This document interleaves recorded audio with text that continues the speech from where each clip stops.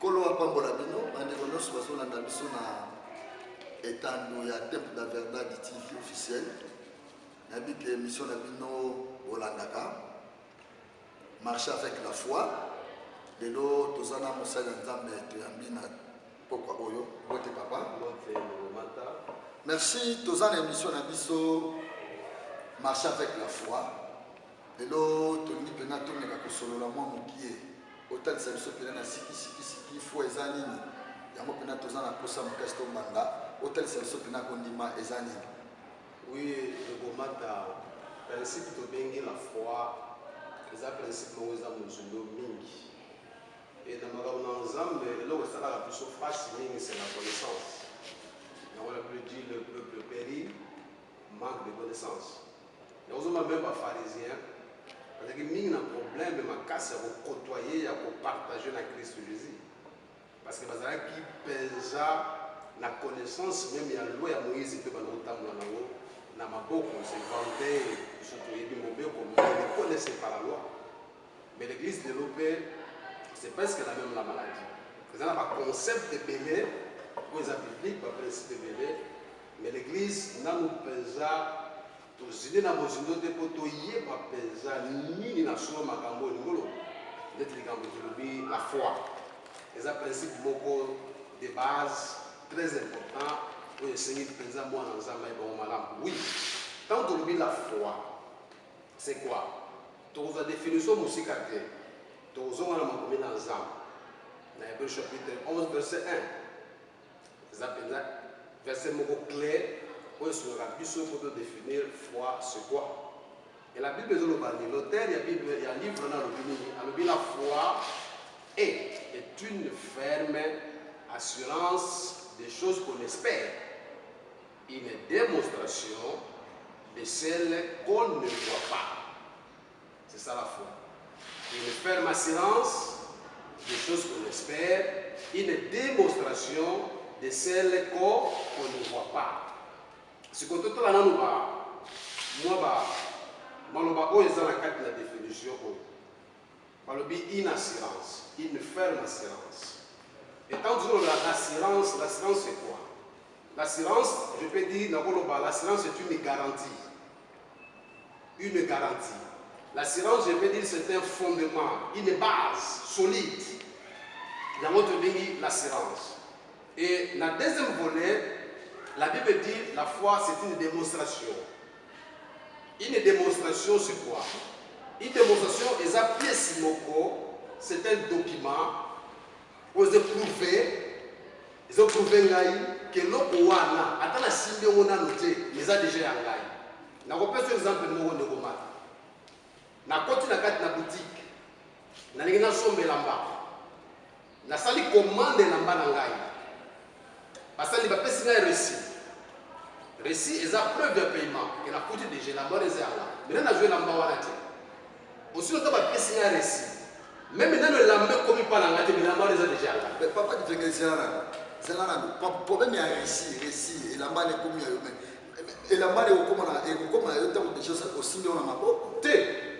Non, n'a payé, c'est déjà payé.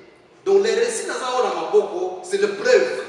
Ils ont témoigné que la bawana ils ont marqué dans le juillet en côté. Ce que vous avez tenu c'est la innocence et la bana. Ça fait la bana par rapport à quoi? Oui, dans la récit. Et ceux qui va où meni bazo pesange la matin, dans la droit na que la réception n'a déclaré, n'a dit que na somba que la ma awa, ti si ko bozo pesanga wote. Et ba retourna va ni les autres la sagoza la ma awa. La exposer ici là. C'est ça, la force comme ça. La force de la récit au moins ensemble zanango, na eloko ezaya yeme na simbi en wote. Mais zanango ya nga. Preuve ça na moko na eloko ezaya. C'est ça la foi, na moko c'est beaucoup définir ngo ndenge wana. Donc c'est une preuve. Il y a eloko oyo nani tomoni yango te mais naza na preuve na maboko ke eloko wana ezali.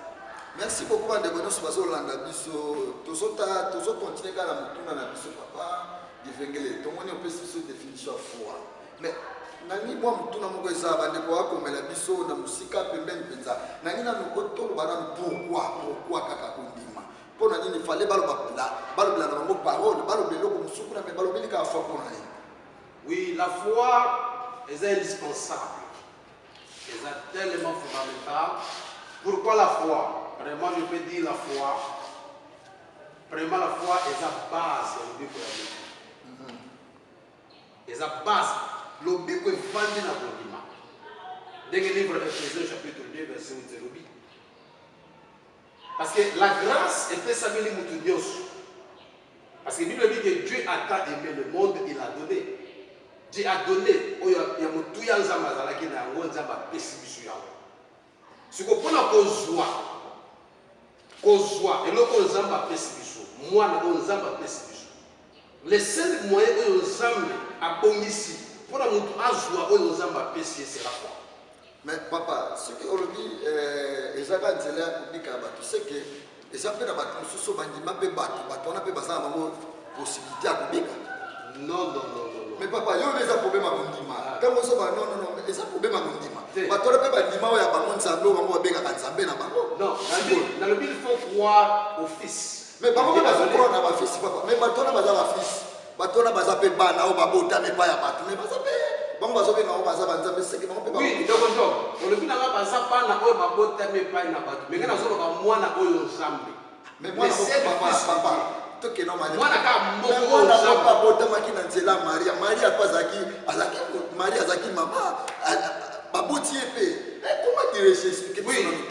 Oui, on va parler oui, c'est vrai.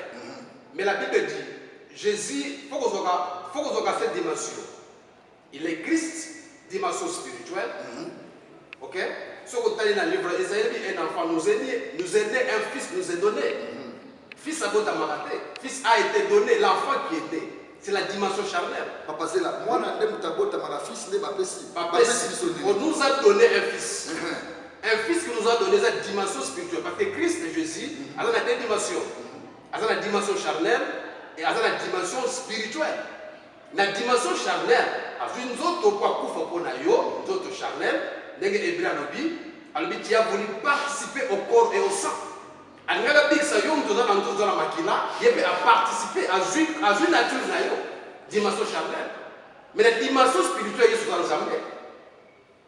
Merci papa. C'est le Christ qui nous a été donné. Tu continues à dire que Jésus a dit tu continues à dire mais na nini pendant to fanga nano na kamoto solo pela ya bondima. Papa, si ko pesa biso na mwamba na moni tempo so kindi kuna pesa biso nano foi ngo fonctionner ndenge nini. Ya moto continuer ma muso afato comme na. Oui, na leka kuna ba solo ko mo zo na lobaki que pourquoi la foi vraiment parce que c'est la base pour la salut. Et deuxièmement, c'est pas seulement ça. La foi, c'est aussi important. Pourquoi? Tant on pique, la foi est continue dans le royaume. On dira pourquoi c'est pas la foi. Et tant on continue dans le royaume, la forme de vivre n'a pas su quoi par la foi. Donc, il y a la foi. Donc, on vit à la foi, et tant on continue dans le royaume, le principe du royaume, il va appeler à la foi. Mais papa, le royaume, au bandit sous ma gamme, c'est mais mon juste vivra par la foi. Donc, il y a des personnes qui ont parce que et tant qu'on donc la France est un style de vie. Il y a bateau bazar la carte na royaume l'ensemble. Il va gagner au bateau na terre, pour y mettre la mission na baroté, mais il vit par la foi. Na makambo bateau na terre, il espère que bateau ni magasin à Paris. Merci beaucoup papa de venir to kosonga na moni mais au katina na zongi na bon zongi ça na wana nzela machine kuna pepo zongi ndeto tika tena na mata mwa moke oui donc pesa biso no on le dit là comment fonctionne la foi. Oui, la foi na ko biso to mo ne ko mata exemple azala ka siri ko me no ko mo kote o mo ni nécessité nyoso o sa nyoso mo tazala kana ngola mo kila sera mabele et pas exemple dans le spirituel solution na ngozala déjà solution na ngozala déjà ce qu'on peut actionner solution wana on a kota na solution wana c'est là ce qu'on doit aiser la foi. Merci papa du vécu on est là le bas tellement de place wana et ya on est là le bas papa to continue la prochaine émission to continuer likambo lobi wana makasi to continue na mbalo ekoya vraiment ba ndeko so bazola na biso to komi presque na suka ya tando na biso temple da verdade TV bolandi aba débat makasi na papa du vengele na bi kembala